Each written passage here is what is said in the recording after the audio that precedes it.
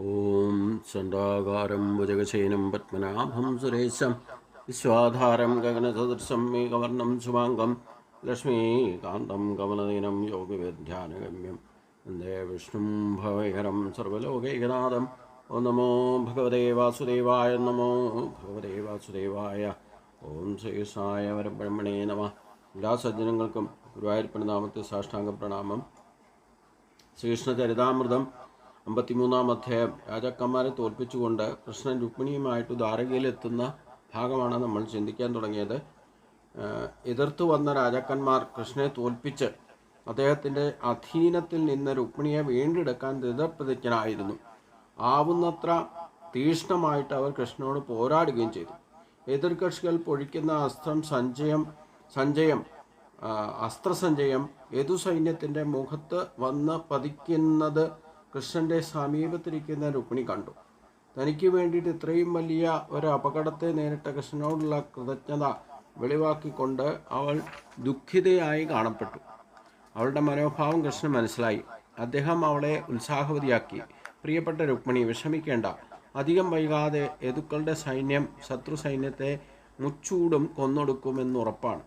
കൃഷ്ണൻ രുക്മിണിയോട് ഇങ്ങനെ പറയുന്നതിനിടയിൽ സംഘർഷണൻ എന്ന് പറയപ്പെടുന്ന ഭഗവാൻ ബലരാമൻ്റെ നേതൃത്വത്തിലുള്ള യാദവ സൈന്യം ഗദാധരനുമൊത്ത് ശത്രു സൈന്യത്തിൻ്റെ ധിക്കാരം നിറഞ്ഞ മനോഭാവത്തിൽ അസഹിഷ്ണുതയോടെ അവരുടെ ചതുരംഗപ്പടയ്ക്ക് നേരെ ആന, കുതിര, തേര്, കാലാൾ, ഇതാണ് ചതുരംഗപ്പട, അസ്ത്രങ്ങൾ കൊണ്ട് ആക്രമണം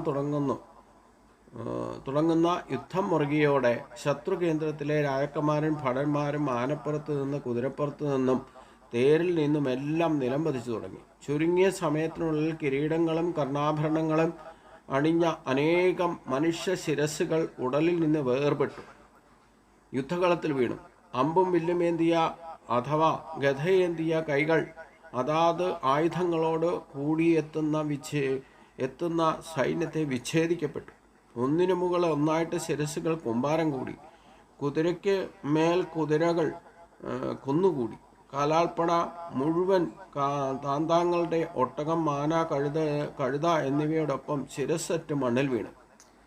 തങ്ങൾ കൃഷ്ണന്റെ സൈന്യത്തിന് മുമ്പിൽ ക്രമേണ പരാജയപ്പെടുകയാണെന്ന് ജരാസന്ധന്റെ നേതൃത്വമുള്ള ശത്രുക്കൾക്ക് മനസ്സിലായി. ശിശുപാലന് വേണ്ടി യുദ്ധത്തിൽ പരാജയപ്പെടുന്നത് ബുദ്ധിയായിരിക്കില്ലെന്ന് അവർക്ക് തോന്നി. രുക്മിണിയെ കൃഷ്ണനിൽ നിന്ന് വീണ്ടെടുക്കാൻ ശിശുപാലൻ തന്നെ നേരിട്ട് യുദ്ധം ചെയ്യുകയാണ് വേണ്ടിയിരുന്നത്. എന്നാൽ കൃഷ്ണനോട് നേരിടാൻ അയാൾക്ക് തീരെ കെൽപ്പില്ലെന്ന് ഭടന്മാർക്ക് മനസ്സിലായപ്പോൾ തങ്ങളുടെ ശക്തി വെറുതെ പാഴാക്കേണ്ട കാര്യമില്ലെന്ന് അവർ തീരുമാനിച്ചു. അതിനാൽ അവർ യുദ്ധം മതിയാക്കി പിന്തിരിഞ്ഞു ഓടാൻ തുടങ്ങി. മര്യാദയുടെ പേരിൽ ചിലർ രാജാക്കന്മാർ ശിശുപാലൻ്റെ മുന്നിലെത്തി. ഭാര്യ നഷ്ടപ്പെടുന്നവനെ പോലെ അയാൾ തീർത്തും ഉത്സാഹശൂന്യൻ ആയിരുന്നു. അയാളുടെ മുഖം ഉണങ്ങി വരണ്ടു. അയാളുടെ സർവശക്തിയും നഷ്ടപ്പെട്ടിരുന്നു. ശരീരത്തിൻ്റെ തിളക്കം അപ്രത്യക്ഷമായി. അവർ ശിശുപാലനോട് പറഞ്ഞു, പ്രിയപ്പെട്ട ശിശുപാല, ഇങ്ങനെ നിരാശനാകാൻ പാടില്ല. നീ രാജവംശത്തിൽ പിറന്നവനാണ്, യോദ്ധാക്കളിൽ പ്രമുഖനാണ്. നിന്നെപ്പോലുള്ള ഒരാൾക്ക് സുഖദുഃഖങ്ങളുടെ പ്രശ്നമേ ഇല്ല. കാരണം ഈ പറഞ്ഞ ഒരു അവസ്ഥയും സ്ഥിരമല്ല. ധൈര്യം സംഭരിക്കൂ. ഈ താൽക്കാലികമായിരിക്കുന്ന തിരിച്ചടിയിൽ നിരാശനാകരുത്. എന്തൊക്കെയായാലും അന്തിമകർമ്മം നിർവഹിക്കുന്നത് നാം അല്ലല്ലോ. ഇന്ദ്രജാലക്കാരൻ്റെ കയ്യിൽ ആടിക്കളിക്കുന്ന പാവകളെപ്പോലെ നാമെല്ലാം സർവീശ്വരൻ്റെ ഇംഗിതമനുസരിച്ച് നൃത്തം ചെയ്യുന്നു. അദ്ദേഹത്തിൻ്റെ തൃപ്തിക്കനുസരണമായിക്കൊണ്ട് മാത്രമേ നമുക്ക് സുഖദുഃഖങ്ങൾ ഉണ്ടാവുകയുള്ളൂ. അത് രണ്ടും എല്ലാ പരിതസ്ഥിതിയിലും ഒപ്പത്തിനൊപ്പമായിരിക്കുകയും ചെയ്യും. ഇവിടെ ഈ ശത്രുപക്ഷത്ത് നിൽക്കുന്നവരാണെങ്കിലും ഈ യുദ്ധത്തിൻ്റെ അല്ലെങ്കിൽ രുക്മിണീകരണവും അതിനോടനുബന്ധിച്ച യുദ്ധവും തമ്മിലുള്ള ബന്ധത്തെ ഇന്ദ്രിയ സുഖങ്ങൾക്ക് വേണ്ടിയിട്ട്, ഇല്ലെങ്കിൽ എന്താണോ മനുഷ്യൻ ആഗ്രഹിക്കുന്നത് അത് സാധിക്കാൻ വേണ്ടിയിട്ട് എന്തും ചെയ്യുന്ന സ്വഭാവം ഇവിടെ കൃഷ്ണൻ പോലും പ്രകടമാക്കുകയാണ്. മനുഷ്യജന്മമാണ്. അതുകൊണ്ട് തന്നെ അതിനുവേണ്ട എല്ലാ സന്നാഹങ്ങളും സ്വയം കരുതിക്കൊണ്ടല്ല വന്നെങ്കിലും കൂടെയുള്ള ബലരാമൻ സഹോദരൻ, രക്തബന്ധം കൊണ്ടുള്ള ബന്ധം അപ്പം കൃഷ്ണൻ ഇന്നതിനാ പോയേക്കണെന്നുള്ളത് അവതാരമായതുകൊണ്ട് കൃത്യമായിട്ട് അറിയുകയും ചെയ്യാം. അത് പറയാതെയാണ് പോയത്.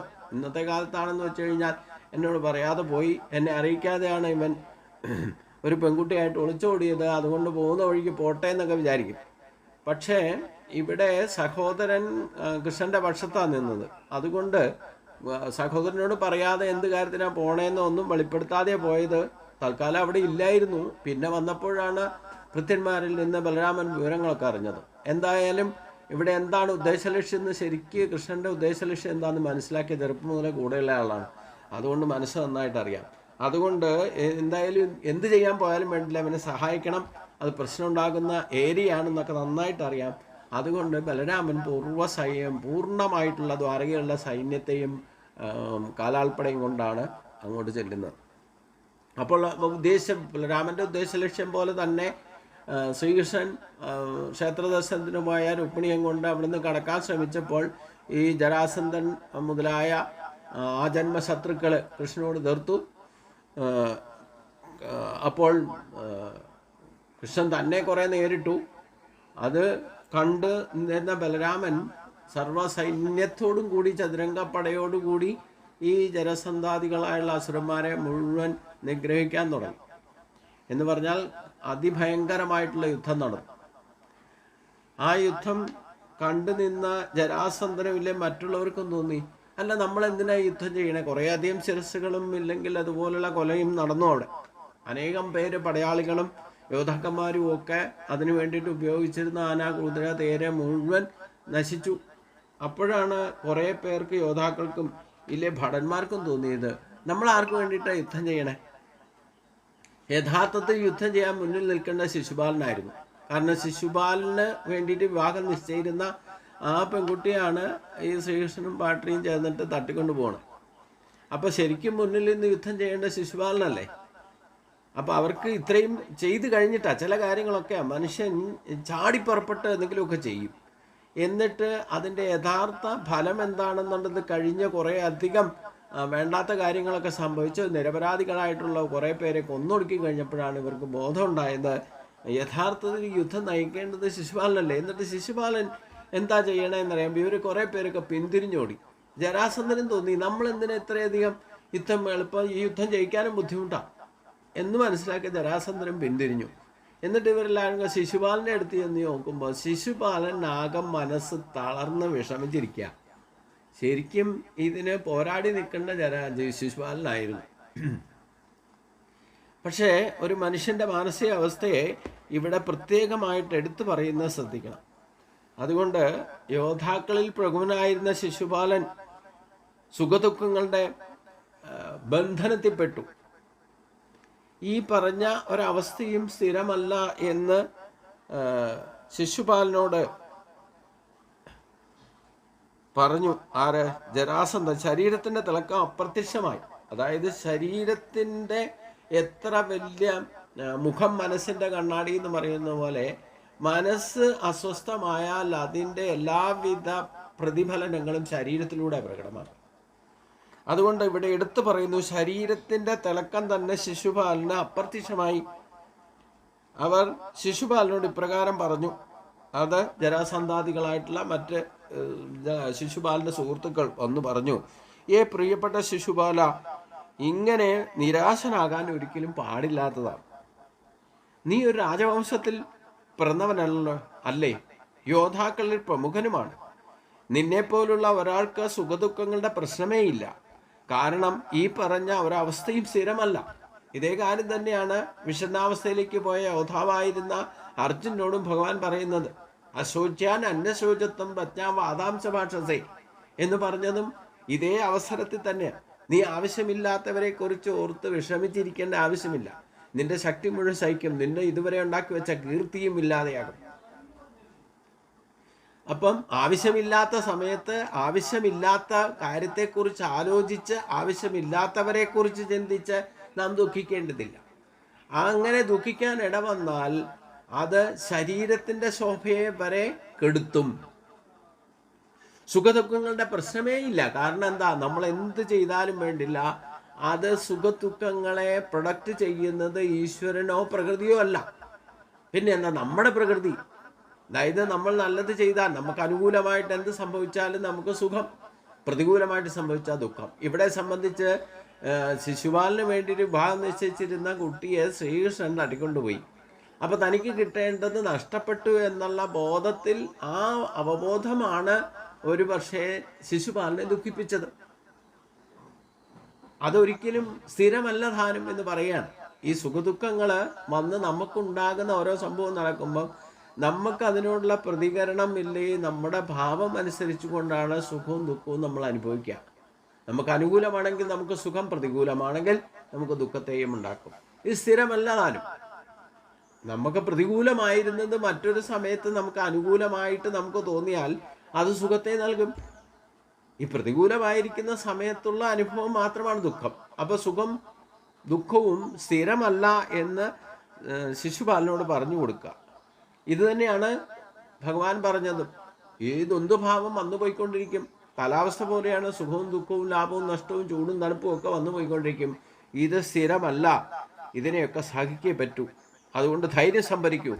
ഈ താൽക്കാലിക തിരക്കിടലിൽ, ഈ തിരിച്ചടിയിൽ, താൽക്കാലികമായിട്ടുണ്ടായ നമുക്ക് ഈ തിരിച്ചടിയിൽ നിരാശനാകരുത്. എന്തൊക്കെയായാലും അന്തിമ കർമ്മം നിർവഹിക്കുന്നത് നാം അല്ലല്ലോ, നമ്മൾ കേവലം നിമിത്തമാണ്. അതാണ് കർമ്മത്തിൻ്റെ ഗതി എന്താകുമെന്ന് പറയാൻ പറ്റില്ല. കാരണം ഇവർ എല്ലാവരും കൂടി തീരുമാനിച്ച് വിവാഹം നിശ്ചയിച്ച് ശരിക്കും ക്ഷണിക്കപ്പെടണമെന്ന സ്ഥാനത്താണ് ശ്രീകൃഷ്ണനും ബലരാമനൊക്കെ അവിടെ എത്തിയത്. അവർക്ക് വേണ്ട നേരിട്ട് ക്ഷണിച്ചിട്ടില്ലെങ്കിൽ തന്നെ വന്നു കഴിഞ്ഞപ്പം അവർക്ക് വേണ്ട താമസിക്കാനുള്ള സൗകര്യവും സ്വീകരണമൊക്കെ കൊടുത്തു. ഈ രുക്മിണിയുടെ അച്ഛന് ശരിക്കും ശ്രീകൃഷ്ണൻ തന്നെ രുക്മിണിയെ വിവാഹം കഴിച്ചു കൊടുക്കണമെന്നാണ്.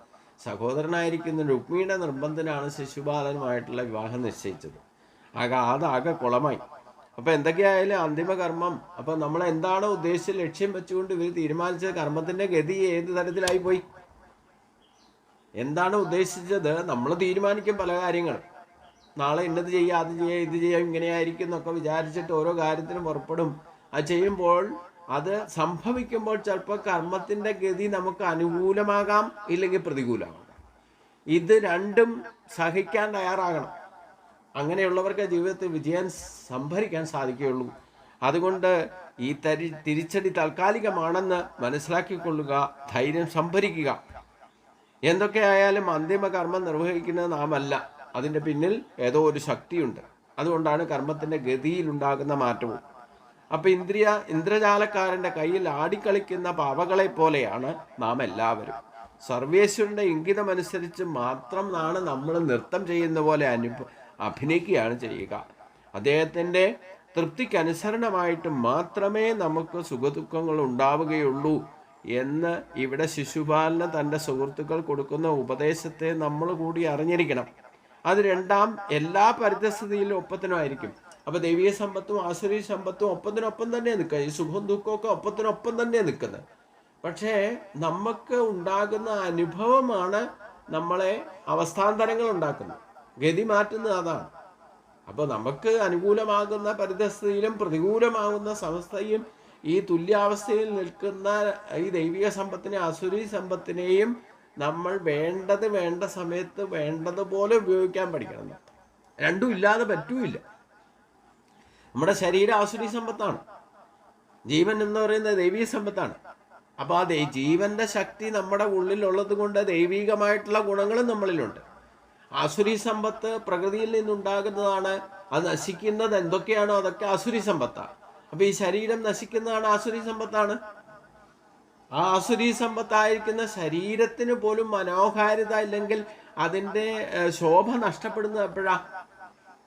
ദൈവിക സമ്പത്തിൻ്റെ ശൂന്യത ഇല്ലെങ്കിൽ അത് കുറഞ്ഞു പോകുന്ന, ദൈവാധീനം കുറയുന്ന സമയത്താണ് ശരീരത്തിന് പോലും ആരോഗ്യം നഷ്ടപ്പെടുന്നത്. അത് എത്ര ആയിരാരോഗ്യത്തോടെ അധികായനായിരിക്കുന്ന യോദ്ധാവ് ശിശുപാലനെ പോലെ അർജുനെ പോലെ ഉള്ളവർക്ക് പോലും മനസ്സാണ് ദൈവാധീനത്തിൻ്റെ പ്രതീകം. അത് തളർന്നാൽ ശരീരവും തളരും. അതുകൊണ്ടാണ് ഇന്ദ്രിയങ്ങളിൽ മനസ്സ് ഞാനാകുന്നു എന്ന് വിഭൂതിയോതി ഭഗവാൻ പറഞ്ഞത്. ഇത് വളരെ കൃത്യമായിട്ട് നമ്മൾ ഓരോ അവസരത്തിലും അതേപ്പറ്റി ചിന്തിക്കണം. എന്നാൽ ഈ മനസ്സ് പൂർണ്ണമായിട്ട് അടങ്ങിക്കഴിഞ്ഞാൽ മാത്രമേ ദൈവിക സമ്പത്ത് പൂർണ്ണമായിട്ടും നമ്മളിൽ പ്രകടമാകാൻ തുടങ്ങും. അപ്പോൾ സുഖമേ അനുഭവിക്കാൻ സാധിക്കൂ. പ്രസാദേ സർവ്വദുഃഖാനാം ഹാനി രസ്യോപജായതേ എന്ന് ഭഗവാൻ പറയുന്നുണ്ടെങ്കിൽ, ഈ മനസ്സാണ് പ്രശ്നങ്ങൾ ഉണ്ടാക്കുന്നത്. മനസ്സാണ് വ്യത്യസ്തമായ അനുഭവങ്ങളിലേക്കും അസ്വസ്ഥമാകുന്നതും അത് ഉണർന്ന് പ്രവർത്തിക്കുന്നത്. അതനുസരിച്ച് കൊണ്ടാണ് ശരീരം പ്രവർത്തിക്കുക. മനസ്സ് അസ്വസ്ഥമായ ശരീരം അസ്വസ്ഥമാകും.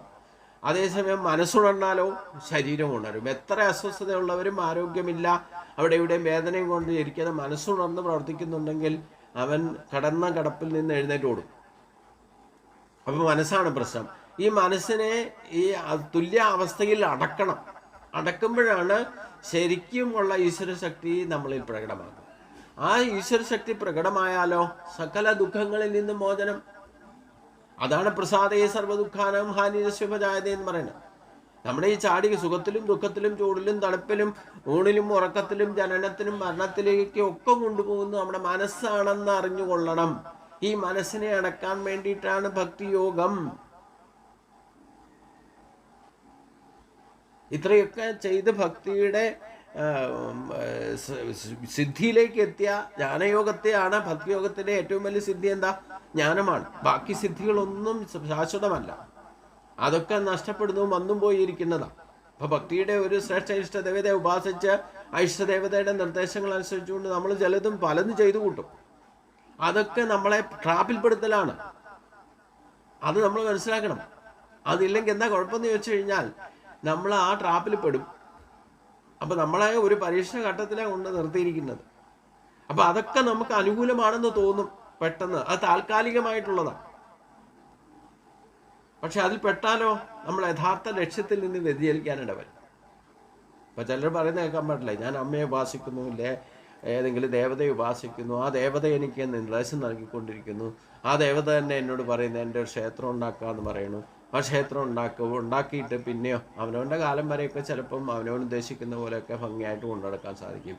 അത് കഴിയുമ്പോഴോ ഈ ക്ഷേത്രങ്ങൾ മുഴുവൻ ഉണ്ടായിട്ടുള്ളത് അതിൻ്റെ ഇതിഹാസം ഇല്ലെങ്കിൽ പിന്നിലേക്ക് നമ്മൾ ചരിത്രം ചിന്തിച്ചാൽ ആരെങ്കിലും ഒരാൾ അതിൻ്റെ പിന്നിൽ പ്രവർത്തിച്ചിട്ടുണ്ടാവും. ആ ക്ഷേത്ര നിർമ്മാണത്തിൻ്റെ കാര്യത്തിൽ ഏതെങ്കിലും ഒരു കുടുംബത്തിൽപ്പെട്ട ഒരു വ്യക്തി, മനുഷ്യൻ തന്നെ ആയിരിക്കും അതിനെ ഏതെങ്കിലും തരത്തിൽ ഉപാസിച്ച് ആ വ്യക്തിയുടെ ഉപാസനയുടെ തൽഫലമായിരിക്കും ആ ക്ഷേത്രം അവിടെ ഉണ്ടാകാൻ കാരണം. യാതൊരു സംശയവുമില്ല. അല്ലാതെ സ്വയംഭൂവായിട്ടൊന്നും ഒരു ക്ഷേത്രം സാധിക്കില്ല. സ്വയംഭൂവായിട്ടൊരു ഈശ്വരശക്തി ഉണ്ടാകണേ തന്നെ അതിനെ ആരെങ്കിലും സ്വയംഭൂവായിട്ട് ഉപാസിക്കണം.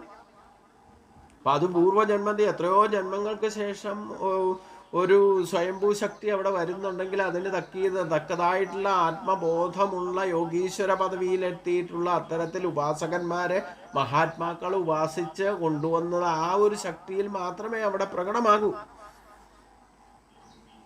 അതായത് എവിടെയാണെങ്കിലും ഈശ്വര ചൈതന്യമോ ഒരു ശ്രേഷ്ഠമായ മഹാത്മാവിൻ്റെ ചൈതന്യമോ തേജസ്സോ എവിടെയെങ്കിലും പ്രകടമാകുന്നുണ്ടെങ്കിൽ അതിൻ്റെ പിന്നിൽ ഏതെങ്കിലും ഒരു മനുഷ്യൻ്റെ കൈകൾ തന്നെ ഉണ്ടെന്ന് ഉറപ്പിച്ചു കൊള്ളണം.